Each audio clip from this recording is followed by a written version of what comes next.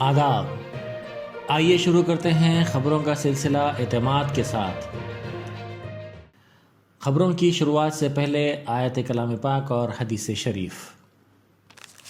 اور جو اپنی امانتوں اور معاہدوں کا لحاظ رکھنے والے ہیں اور جو اپنی گواہیوں کو ٹھیک ٹھیک ادا کرتے ہیں اور جو اپنی نمازوں کی حفاظت کرتے ہیں، پس ایسے لوگ بہشتوں میں عزت سے داخل ہوں گے۔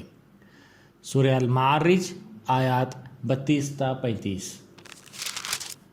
حضور اکرم صلی اللہ علیہ وآلہ وسلم کا ارشاد مبارک ہے، جو چھوٹے پر شفقت نہ کرے اور بڑے کی تعظیم نہ کرے، اچھی باتوں کا حکم نہ دے اور برے کاموں سے نہ روکے، وہ ہم میں سے نہیں ہے۔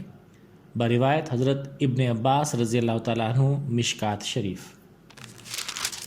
سب سے پہلے اہم سرخیوں کے پیش کردہ ہیں۔ دارالسلام کوآپریٹیو اربن بینک لمیٹڈ۔ لکھیم پور تشدد، دوسری ریاست کے جج تحقیقات کی نگرانی کریں، سپریم کورٹ کی تجویز۔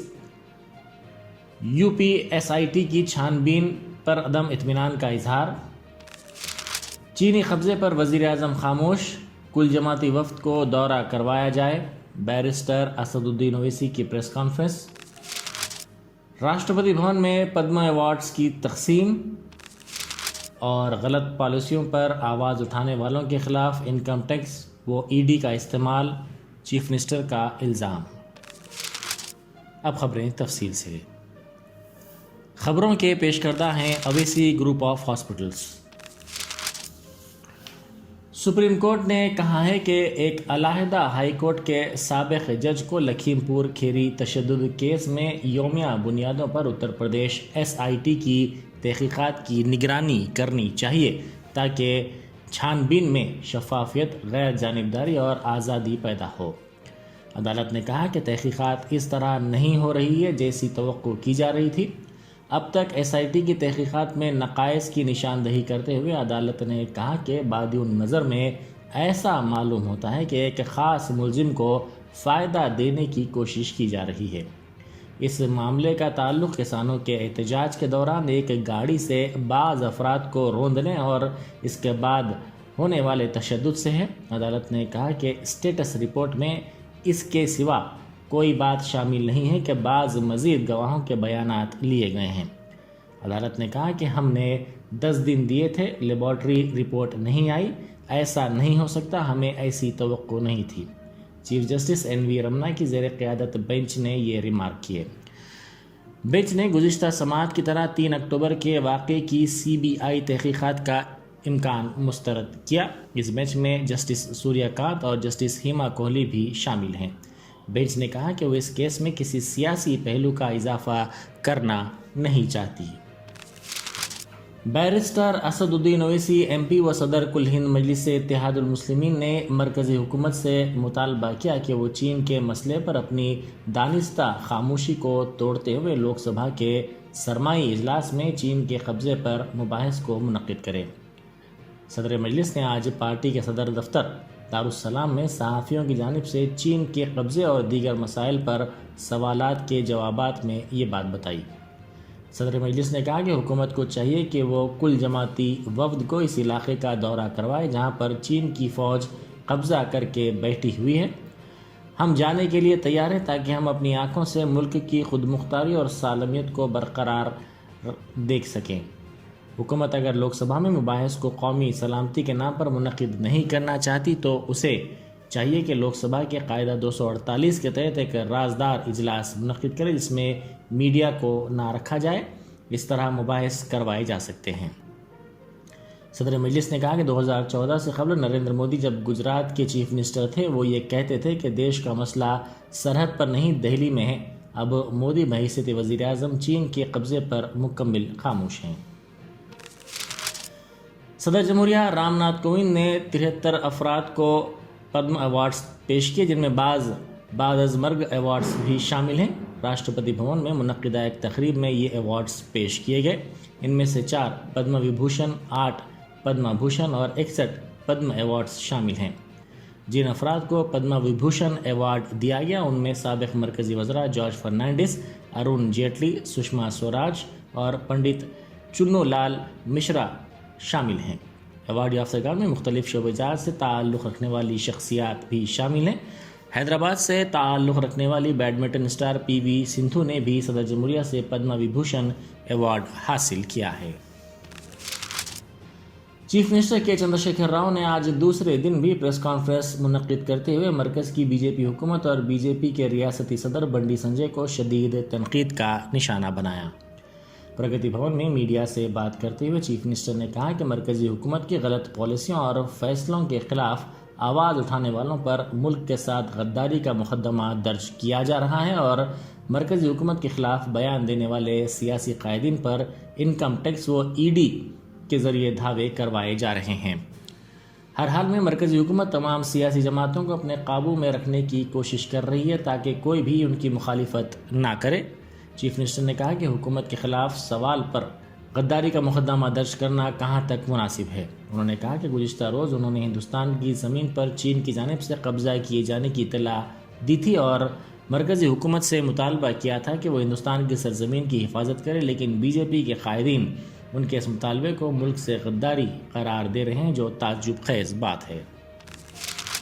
ریاستی وزیر کے ٹی آر نے کہا ہے کہ اداکار سونو سود کے خلاف انکم ٹیکس اور ای ڈی کے دعوے ان افراد نے کیے ہیں جو اس بات سے خوف زدہ ہیں کہ کووڈ-19 کے دوران بہتر انسانی کام کرنے کے بعد سیاست میں اداکار داخل ہوں گے۔ وزیر موصوف نے اداکار پر زور دیا کہ وہ ان دعووں سے خوف زدہ نہ ہوں۔ انہوں نے سونو سود کو تمام ممکنہ مدد کی فراہمی کا تیقن دیا۔ تارک راما راؤ کووڈ کے دوران نمایاں خدمات انجام دینے والے افراد کے اعزاز میں منعقدہ تقریب سے خطاب کر رہے تھے۔